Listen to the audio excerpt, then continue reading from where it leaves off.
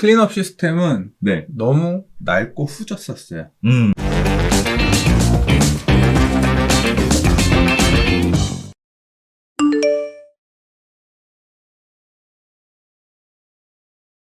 자, 이 얘기 나오면서 이제 재개발 이야기를 좀 잠깐 해보려고 해요.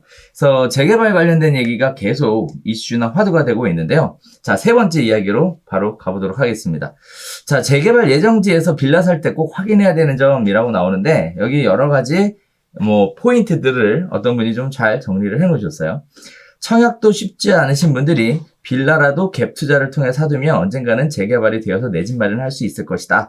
어차피 3기 신도시 사전 청약도 8년 이상 기다려야 입주가 가능하다고 하니까 벼락거지 될까봐 서울 시내 재개발 예정 지역 빌라라도 사놓고 내 집 마련을 하자라는 분위기가 확산되고 있다고 합니다. 자, 정부에서는 공공재개발 추진하고 있고 서울시에서도 6대 재개발 규제 완화를 통해 민간 재개발 25곳의 후보지를 공모해서 이달 말까지 진행한다는 얘기가 나오고. 자, 그런데 막상 공공재개발 후보지나 민간 재개발 후보지들은 발표하기 무섭게 빌라 매매 가격이 올라버리고 매물 자체가 자취를 감춰서 투자가 어렵다. 그러니까 언젠간 재개발이 될 수 있는 지역들도 아직 내 서울 시내에 많이 남아있으니까 어떻게 확인을 하면 방법이 없겠냐 이런 얘기들이 쭉 나오면서 결국 재개발 사업이란 시간이 굉장히 중요한 부분이죠. 원래 최소 10년 이상, 늦으면 20년까지도 걸리기 때문에 현재 재개발 지역의 추진 단계가 어느 정도인지 파악하고 또 내 집 마련을 위한 빌라를 구입하는 게 중요하다라고 하면서 또 공공재개발이 아닌 또 신탁 시행자 방식 또는 신탁 대행자 방식의 사업들도 있다고 하는데 이런 부분들은 도대체 어떻게 확인해야 되는 거냐 관련하여 정비사업 정보몽땅 옛날에 클린업 시스템에서 정보를 공개한다고 합니다. 서울시내 각종 조합 정보 그리고 진행 속도에 대해서 확인할 수 있다라고 얘기하는데요. 자, 그러면서 이제 동시에 재개발 관련된 또 다른 얘기가 조합장 해임 기준을 강화하겠다는 얘기가 나오고 있습니다. 과거에는 10분의 1 이상의 동의로 해임 총회를 할 수 있는데 5분의 1 동의로 바꿨다고 해요. 대표적인 예가 방배 6구역 얘기 나오는데 지난달 시공사 입찰 제안 내용이 실제 사업계획에 반영되지 않았다며 책임을 물어서 조합 임원진을 해임하고 시공사인 DLENC와도 계약을 해지했다라는 사실을 가지고 너무 정비사업이 속도가 늦어지는 거 아니냐라는 얘기가 나오고 있습니다. 자, 두 가지 이야기인데요. 재개발 구역을 통해서 내 집 마련하고자 하시는 분들에게 소개해드릴 정비사업 정보몽땅이라는 거하고 두 번째는 조합장 해임총회. 이렇게 하게 되면 도대체 그동안 문제가 뭐였고 어떻게 달라질 것인지 사업 속도가 정말 빨라지는 건지에 관련된 궁금증이 좀 많으실 것 같아요. 저는 개인적으로 좀 재밌었던 게, 그러네요. 3기 신도시 사전 청약해도 어차피 8년 이상 걸리니까, 그래서 재개발에 더 관심들이 있지 않을까라는 생각이 좀 들긴 하는데, 전문가이시잖아요. 네. 어떻게 보셨습니까? 클린업 시스템은 네. 너무 낡고 후졌었어요.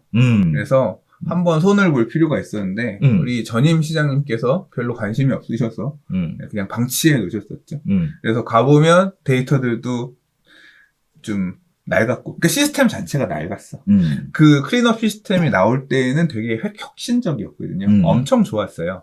근데 이제 웹도 기술이 발전하고, 요새 누가 PC에 스마트폰이라든가 이제 그런 어떤 부분들이 지원이 안 되다 보니까, 그리고 업데이트도 더디고, 그리고 이제 막 좀 깔끔하게 정리들이 안 되었었는데, 조금 이제 다시 손을 좀 본 것 같아요. 그래서 이런 사이트가 만들어진 건 서울시가 다시 이제 도시 재생 방식 중에서 재개발 사업을 다시 공을 들이겠다. 공약이었고, 지금 이제, 지난달 9월부터는 이제 지금 민간 재개발의 공모도 지금 받고 있는 중이잖아요. 이달 말까지 그렇죠. 아마 받을 거예요. 그래서 공모도 하고 있고 그런 상황이기 때문에 그 부분을 신경 써서 이제 같이 민간 재개발들 추진되는 과정이라든가 정보를 얻는다거나 하기 위해끔 일단 그런 어떤 시스템을 갖춘 건 되게 의미 있고 의의 있는 일이라고 생각하고 많이 활용하셔서 투자에 또는 내가 가지고 있는 재개발 구역이 있다고 하면 어떻게 진행되는지 등등 도움이 좀 됐으면 좋겠다. 그리고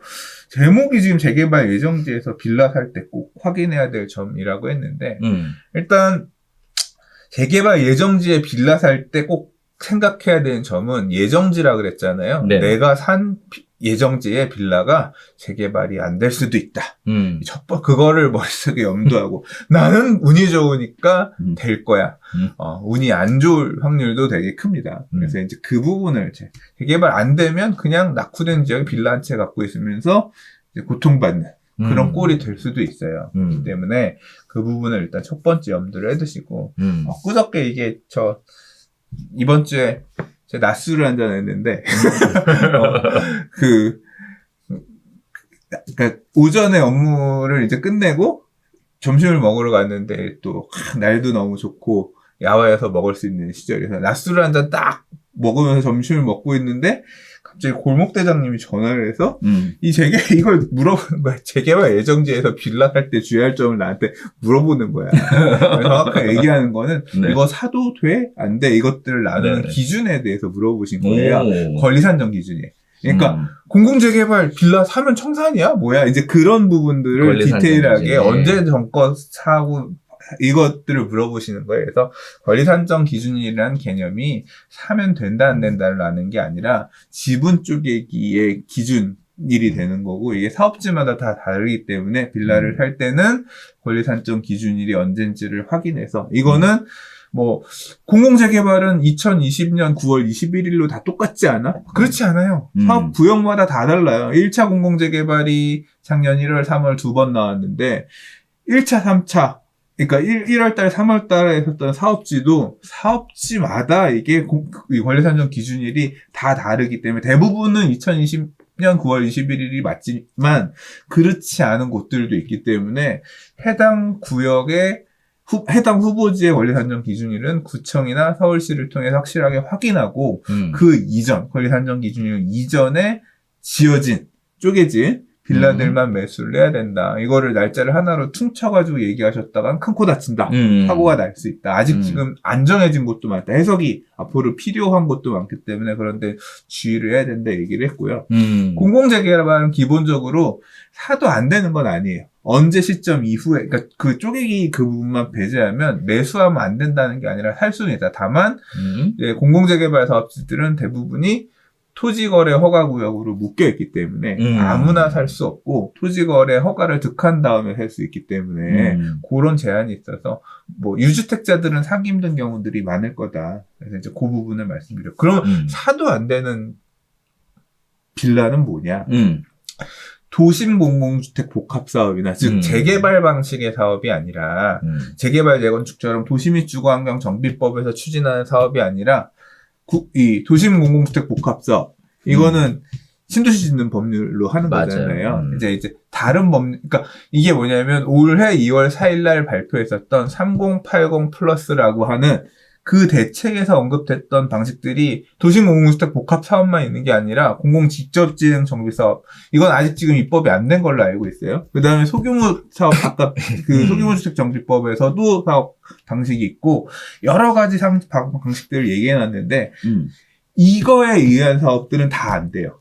소규모 재개발 사업이라고 또 사업 방식 추가했거든요. 걔도 안 되고. 그래서 걔네들은 그 법을 그 당시에 3080 플러스 얘기할 때 2월 4일 날 발표할 때 뭐라 그랬냐면 오늘 발표하는 사업 방식에 따라 추진하는 애들은 오늘 이후에 산 건 다 청산시킬 거야 라고 얘기를 하고 있기 때문에 걔네들은 원칙적으로 2월 4일 이후에 사는 애가 다 청산이 되는 걸로 우리가 알고 있어요. 근데 그럼 실제 뭐냐 이게 말이 안 돼. 법도 없는데 뭘 기준으로 엄포를 놓는 거냐. 그래서 실제로 그 첫 바다인 도심공공주택 사업이 입법을 어떻게 하는지 봤더니 국회에서 본회의 입안하는 날짜 그게 6월인가 몇 월인가 그랬잖아요. 그날 기준으로 해서 그 이후에 사는 것들은 청산이었지. 그 이전 그러니까 2월 4일부터 6월 언제까지는 소급해서 다 구제가 됐잖아요. 다른 애들도 법률이 만들어지면 2월 4일이라고 엄포를 놨지만 만들어지고 회의 통과되는 시점 기준으로 아마 구제는 되지 않을까 생각은 하는데 그렇다고 해서 사도 된다라고 말을 못 하는 거예요. 왜냐하면 원포는 이제까지 2월 4일 기준으로 났으니까. 맞아. 그래서 사업 방식마다 다 다른데 3080 플러스에서 언급했었던 00 어쩌구가 들어가 있는 애들 그때 얘기했었던 00이 안 들어갔다고 하더라도 3080 플러스와 관련되어 있는 사업 방식들은 사면 다 청산이 될 수 있기 때문에 함부로 사면 안 된다. 그래서 그냥 넉넉히 샀다가 사고 사는 사건들이 되게 많이 있을 수가 있다. 확실히 그러니까 아까 얘기했었던 서울시가 추진하고 있는 민간 재개발 공모지에 되는 데들 이런 데들은 살 수 있고 공공재개발도 소지거래 허가만 아니면 사도 되는데 다만 관리산정 기준일 이후에 쪼개진 게 아니라 이전에 쪼개졌는지 내용을 확인해서 사야 된다.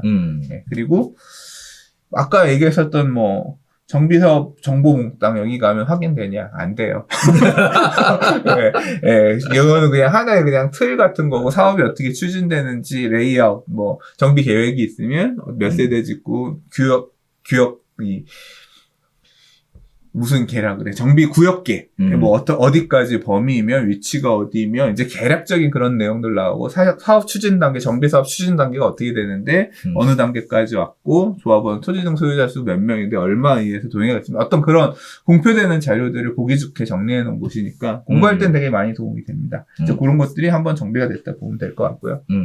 두 번째 얘기하신 조합장 해임 기준에 관한 얘기는 이건 사실 제가 생각할 때 별로 의미 없어요. 그러니까 발의를 하기 위해서 조합장을 끌어내리기 위해서 발의하기 위해서는 이제 그 퍼센트가 좀 낮아서 너무 쉽게 조합장 해임하는 총회를 열자고 하느냐 그렇긴 한데 실제 해임은 이제 가서 표싸움을 해서 그렇죠. 벌어지는 거기 때문에 근데 이제 자꾸 방구를 쉽게 끼게끔 만들어 놓은 기준 자체는 조금 문제 있을 수 있죠. 왜냐하면 이거는 낭비일 수 있으니까. 어제도 하고 10%만 모으면 계속 한다 그런 건 좀 문제가 될 수 있잖아요. 그래서 일단은 20%로 강화하겠다 이런 얘기인데 그냥 그렇게 한다고 하더라도 어차피 해임될 조합은 해임된다. 그래서 그렇게 이게 큰 파괴력을 지닐 만한 요새는 옛날이랑 달라서 그러니까 어떤 게 다르냐면요. 우리 옛날 2010년 이전 2000년대 중반만 하더라도 조합원들의 소통 창구가 없었어요. 그러니까 뭉칠 수가 없어. 다 풀뿌린 거야. 그래서 이 총회를 한번 하기 위해서 의견을 모으기 위해서 동의서를 받으려면 옛날에는 어마어마하게 힘들었죠. 맞아. 그리고 조합이 개입해서 다 이제 원포를 놓지. 그러니까 조합원들이 조합장이 얘가 문제가 심각해. 너무 문제가 있어서 내가 그걸 알았어. 그래서 저 조합장을 해임을 해야겠는데 그러면 조합원들을 일일이 다 만나서 해결을 해야 되는 거야. 다 할아버지 할머니야. 할아버지 이거 조합장 해먹고 있어요. 문제가 심각하면 해야 되는데 안 들려 이러고 조합장이 가서 OS 요원들을 써가지고 할머니 어머님 지금 얼마나 잘 되고 있는데요. 그러면 하면 조합장한테 다 말을 들어. 그러니까 이게 통하지가 않아. 그 시절에는 그래서 이게 방어도 상대적으로 어떻게 보면 쉬웠다고 조합 입장에서. 근데 지금은 뭐가 바뀌었어요? 이 당사자들끼리 모일 수 있는 오픈 카톡방이라든가 카페, 비데이 카페, 그 당시에도 카페 이런 건 있었지만 지금은 훨씬 더 실시간으로 소통할 수 있는 어떤 네트워킹 서비스들이 많이 생겼잖아요. 그렇죠. 그리고 지금 할 거니까 으쌰으쌰하면 순식간에 카톡방 안에 오픈 카톡방 안에 모여있는 사람들이 해임하겠다라고 하면 동의서들 그냥 몇십 % 바로 나올 수 있잖아요. 깔고 또 일을 다음 진행할 수 있고 하기 때문에 그래서 이제 사실 20% 이런 건 별로 저는 중요하지 않은 것 같고. 그러니까 환경이 되게 많이 바뀌었습니다. 그래서 지금 왜 이렇게 엎어지는 조합들이 많으냐. 이래서 그래요. 사람들이 되게 이제 많이 관심을 갖고 보고 있고, 그렇기 때문에 힘있게 한편으로 나갈 수도 있고, 이제 그런 상황이 된 거죠.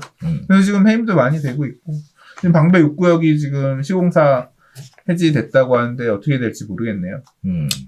얼마 전에 대우건설이 시공사로 있었던 신반포 15차 같은 경우는 신반포 15차 조합이 대우건설을 공사비 많이 올랐다. 등등의 이유를 해지하고 삼성물산으로 시공사를 바꿔서 애매한 펜타스라는 이름으로 이제 지금 짓고 있는데 1심은 이제 시공사에서 대우건설에서 소송을 걸었어요.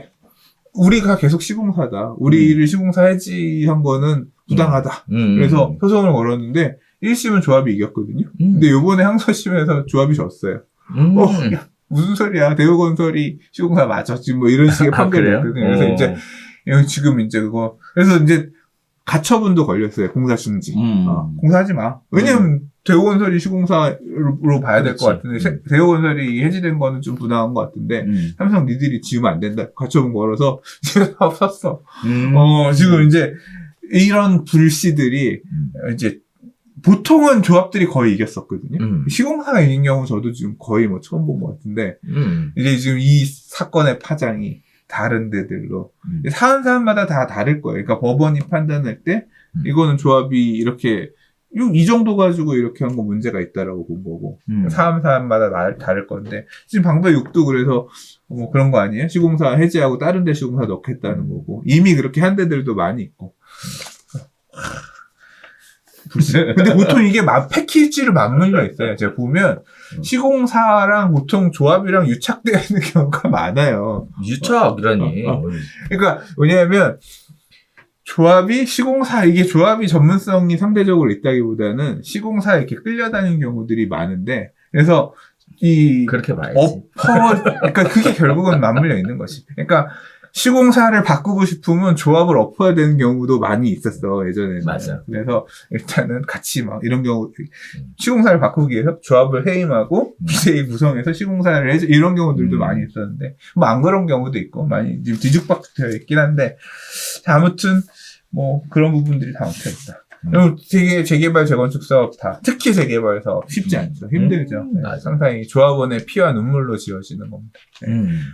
쉽지 않아요. 전 개인적으로 이런 생각이 들더라고요. 정비사업 속도를 올리기 위해서 조합이 발목 잡는 일을 줄이겠다. 뭐 그래서 조합 해임총회를 좀 까다롭게 하겠다. 문턱 올리겠다. 이렇게 얘기를 했는데 저 한편으로 보면 인간아 좀 빨리 내줘라. 그러면 빨리 된다. 이런 말씀 좀 드리고 싶어요. 선생님 말씀하셨던 대로 엎어질 때는 어차피 엎어진다. 근데 더 문제는 인가가 발목 잡고 있어서 못 가는 데가 더 많지 않아요? 네. 그렇게 생각해보면 좀 아니지 않나? 라는 생각이 좀 들어요. 뭐가 좀 앞뒤가 바뀌지 않았다는 생각이 아니야. 이해관계가 좀 다른 것 같아요. 인가 그래요? 속도가 더디다기보다는 어차피 지금 이제 도시계획위원회라든가 뭐 이런 위원회에서 하는 것들은 그냥 막 해주고 싶어서 한다기보다는 뭐 교수님들 오시고 그래서 서울시가 추구하고 있는 어떤 깐깐한 기준들이 있잖아요. 그걸 그렇죠. 기준으로 해서 해주고 있는 거기 때문에 그 색깔에 따라서 안 되고 있었던 부분이 상당히 많이 있죠. 그래. 그러니까 그래서 이게 주민들 생각이랑 내주시는 분들 생각이랑 많이 다른 거야. 그러니까 안 나는 거야. 그러니까. 아파트 안 되고 막 이런 부분도 사실은 이제 공공에서 뺏어가려고 하는 아파트 단지 쪼개고 주민들이 그런 계획안은 우리가 못 내겠는데 라든가 뭐 이제 그런 부분들이 많이 그러니까 이해관계와 가치관의 충돌이 사실 이제 이런 인가 단계에서 많이 벌어지고 있고 그러니까 그래서 더 느려진다고. 제가 잘 아는 구역 하나도 그거를 하라고 하면 나는 이제 저는 조합 쪽이고, 30층 해줘, 35층 해줘. 그건 좀 덜 뺏어가. 이제, 그러니까, 이해관계, 뭐 그런 쪽에서 목소리가 나오는 거고, 또 이제 반대편에 서서 내가 그거 인가 내준 사람이라고 하면, 니들한테 그렇게 먹을 거 많이 챙겨주면, 그 챙겨주는 거에 대가로 공공에서 가져갈 수 있는 건 뭔데? 이걸로 추구할 수 있는 건 뭔데? 니네 성 만들어서 더 비싸고 좋은 집 짓겠다는 건데, 그걸 계속 우리가 허용해주면, 니네는 되고, 나머지 상대가, 이거 그렇게 성 못 짓는 사람들의 박사에 가면 어떻게 할 건데? 못 틀겠다. 그러니까, 어느 쪽의 의견이든 그 의견에 어떤, 저건 있는 거야. 그러니까, 근거는 있는 거야. 상추하는 거지. 적당히 합의하고 타협을 해서 그 선을 만들어 다음 거에 가야 되는 건데, 이게, 한쪽의 기준과 한쪽의 기준이 극단적으로 가다 보니까 충돌하고 있는 거지. 그게 어느 정도 맞아 떨어지는 곳은 이제 가는 거지. 그러니까 공공에서 보안해서 오세요. 보안해서 오라 그래서 35층? 지랄 25층으로 낮춰와. 네, 알겠습니다. 수정해서 갖고 가고, 뚱뚱하게 만들어서 갖고 가고, 이거 안 해주면 조합원들한테, 이거 25층으로 낮추면, 건폐율 이거 다시 뚱뚱하게 안 만들어주면, 이거 안 해준다는데요? 그냥 이렇게라도 우리 해야 되지 않을까요? 조합장, 개새끼야, 너 일 그따위로 할래? 쫓겨납니다. 하고 실제 쫓겨나요. 그리고, 이렇게 해야 됩니다! 막 목소리 크면, 그렇게 하세요! 그래서 가서 이제, 가기도 하고. 그러니까 지금 지어지는 수많은 아파트들은 이 갈등 관계에서 충돌해서 만들어지는 그 내용들의 결과물, 진짜 어떤 애 낳는 거랑 비슷할 수도 있겠다. 수많은 고통의 산물들이다. 네. 하나 더 말 나온 김에 궁금한 건 신탁 시행자 방식 있잖아요. 그거 뭐 한다고 얘기 참 많았었는데. 해요. 그래요? 하고 있어요. 하는 데들은 해요. 어때요? 그러니까 신탁을 하는 이유는 이 신탁으로 가는 조합들은 뭐냐면 조합을 만들고 신탁을 가는 경우도 있어요. 그리고 아예 신탁 방식으로 가는 경우도 있는데 가장 큰 문제는 이 정비 사업이 제일 큰 문제가 자금 조달, 시공사 선정 전까지 자금 조달이 힘들어요. 조합원들이 조합비를 내지 않기 때문에 보통은 이 조합이 선정할 수 있는 허가 업체들한테 뭘 얘기하냐면 보증금 내라 그래요. 보증금 받아서 그 보증금을 가지고 조합의 생활을 꾸려가다가 사업시행 인가받고 얼른 시공사 선정하려고 하는 게 시공사가 이 재개발 사업이든 재건축 사업이든 정비 사업에서 가장 큰 자금력을 가지고 있는 회사다 보니까 얘네 회사들한테 돈을 빌려서 사업을 하거든요. 그러니까 집 지어주기로 한 놈이 돈도 빌려주는 거야. 구조가 그래요. 그리고 이제 나중에 아파트 지어서 분양하면 그때 이제 공사비 대금도 조합원들한테 그때 받고, 그 다음에 일반 분양 계약자들한테 대금 받고, 이제 그때 가서, 그러니까 계속 빚으로 사업을 하다가 분양하고 나서부터 이 돈을 수금하는 어떤 그런 구조다 보니까 그렇거든요. 그래서 이제 대부분 이 돈을 조합이 끌어올 방법, 그러니까 이 수지를 맞추려고 보면 계속 빚내서 사업을 하는 거야. 그치. 그러다 보니까 조합이 힘들어요. 월급은 줘야 되는데, 직원 월급 줘야 되고, 뭐 용역을 하려고 하더라도 비용이 드는데, 비용을 빌릴 데가 없으니까, 정비업체, 설계업체, 그 다음에, 그러니까 법에서 하지 말라는, 일찍 선정하지 말라고 하는 회사들이 있거든요. 얘네 선정 못하고, 그러면 하지 말라는 거 빼고는 미리 선정할 수 있어요. 그러니까, 막 다 끌어다가 선정을 하는 거야. 심지어는, 입주할 때, 등기하는 법무사 있잖아요. 그러니까 사업이 끝나서 제일 마무리에 7, 8년 뒤에 될지 모르는 입주할 때 심지어 7, 8년 더 걸리네, 이제 보니까. 그 법무사 선정을 추진 단계에서 해요. 조합 단계에서 하는 거야. 그래서 끌어와가지고 보증금 받아서 그거 빚내서 쓰는 거야. 이렇게 쓰다가 시공사가 들어오면 그때 받아서 빚잔치 하는 거예요. 빚 좀 갚고 이제 그다음부터는 사업비 대여금 받아가면서 이렇게 쓰는데 이 신탁을 쓰면 신탁이 그 돈을 내요. 그러니까 신탁 회사가 자금 갖고 와서 이걸 조합이 그 돈 마련하는 걸 안 해. 돈 빌리러 비굴하게 안 다녀도 되는 거예요. 이 조합이. 그러니까 신탁을 끌어오는 이유는 신탁 회사에 신탁비도 내고 나중에 업체들한테 업체 비용도 내요. 그러니까 돈은 또 이중으로 나가는 구조인데 작은 부분에 있어서 이점이 확실히 있어요. 신탁으로 가는 사례들에 대해서 좀 뭐 제가 생각하는 기준은 뭐 다른 신탁이 일을 잘해서 그래요. 뭐 그렇게 생각할 수도 있고 뭐 여러 가지 이유가 있을 수 있는데 제가 생각할 때 가장 큰 아킬레스건이 추진이 단계에서 사업을 추진할 때 가장 큰 아킬레스건이 자금을 원활하게 사업을 추진하기 위한 조합장 월급도 받아야 되고 하는 그런 부분들이 있잖아요. 조합 월급, 사무실 월세도 내야 되고 비용도 있는데 그런 비용들을 충당할 수 있는 게 크다라고 개인적으로 생각합니다. 그렇군요.